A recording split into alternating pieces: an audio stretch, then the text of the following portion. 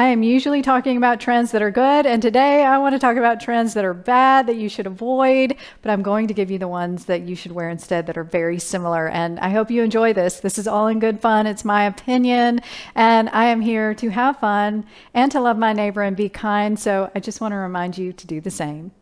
One of the biggest trends for women in shorts right now are boxer shorts. And these are men's underwear, ladies, so I think we need to think about this one. And if you love this trend, let me know in the comments. This is just my opinion, and I just think there are some better options out there. And some of the better options are just regular pull-on shorts, and even some that are in stripes, because a lot of boxer shorts are going to have stripes on them. Boxer shorts also have a label on the front of the waistband, which I think if you avoid that, you're getting ahead of the game. And there are just some cute pull-on shorts that you can find that look a little bit more feminine, that are a little bit looser, maybe have a little ruffles on them, or like the Somerset short, which has a little bit of a wider waistband. And they're just a really good looking pair of shorts. And even though they're pull-on like boxer shorts, they're going to look a lot nicer, and they don't look like underwear, men's underwear. And, I found a floral pair that tie at the waist that could also be an option. So you have loads and loads of options in shorts that are prints and that are cute, that come in sets. And there's just so many better options out there that I think we can avoid this trend pretty easily. Another big trend in shorts right now are bloomers, and not the ones you wear under your cheerleading skirt. These are actually shorts that you wear with tops and you go out in, but they're also creating rompers with these short bottoms as well. And I tried this trend and it was a disaster for me. I would not wear these out and about. Something about the balloon shape on the bottom half of you, it's just not very cute. So the better options are actually your skirts or your skirts that are rompers. And so I'll talk about those first because I love these rompers. They're shorts, but they have full skirts on them. They're just the coolest thing ever. And I found several at Anthropologie, so I'm showing you a few here, and they're just adorable and so easy to wear. And then you have just your regular skirts, which are so popular, and I think they're going to be super popular in the fall with tights and ankle boots. And so I have a black one that I got that's great, but they have denim ones. I actually have a denim one as well. So you're going to find all different materials. And there's a cute print one that I saw on Amazon that I wanted to show you because I thought this was cool. And then I found a red one on Spanx website that was actually a full skirt. It wasn't the wrap front. It was a full skirt with shorts underneath. And this is more sporty, but it was so dang cute with this crop top that, of course, the skirt is sold out. So you have to hit the wait list, but really, really fun option. And I love these two trends because they're cute and flattering. And I just think they can overpower, if you want that fuller bottom, that is a very good way to do it as opposed to getting those bloomers. Okay, ladies, we need to talk about the 80s linebacker shoulder pads, and you know what I'm talking about. And they were on trend for men and women, and they're just crazy to me, and they're back. So you're finding them in blazers. The little bit oversized, relaxed blazers just need a little bit of something, but they don't need that much of something. And there's also some t-shirts that you will find that make the shoulders just come way out, and it just looks a little bit strange. So if you want to wear shoulder pads, which I think shoulder pads are good, I have on a blazer that came with shoulder pads, and they're a bit thick, but they sit up, they don't come out, and they provide structure for this blazer, which is what you want a shoulder pad to do.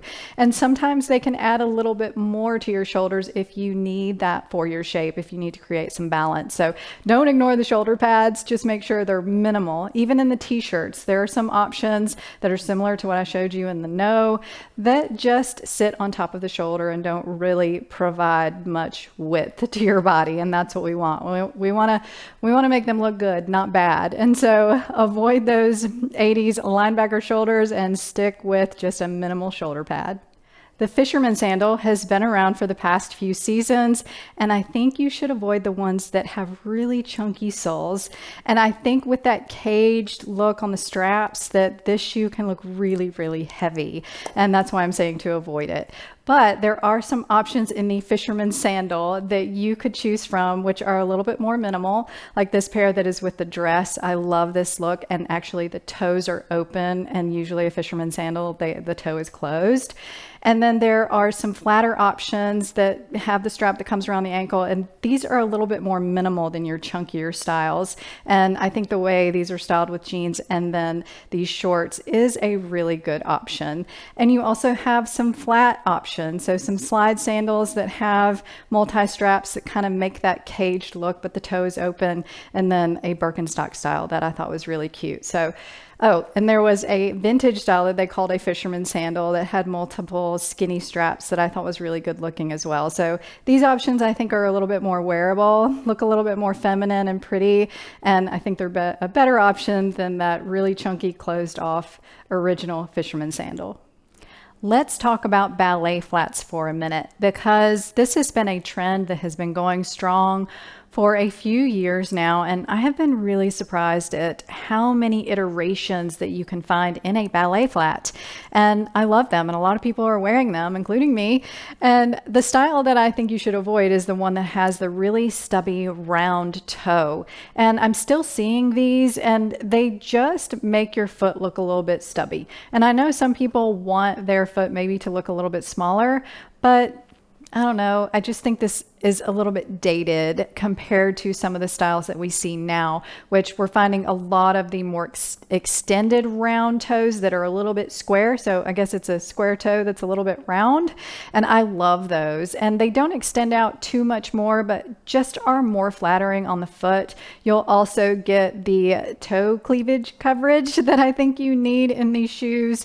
And so I think those options are a bit better. And then also a pointed toe flat, and the pointed toes are coming back, and there are a lot of options that can be really comfortable, because I get the feedback all the time that people think they're uncomfortable, but sometimes they extend out a little bit, and I think they look good on a lot of people, especially with certain outfits and the wider leg jeans and things. But if you don't like the pointed toe, definitely look for the little bit rounded square toes, because there are a lot of options there, and I think that's the biggest trend right now.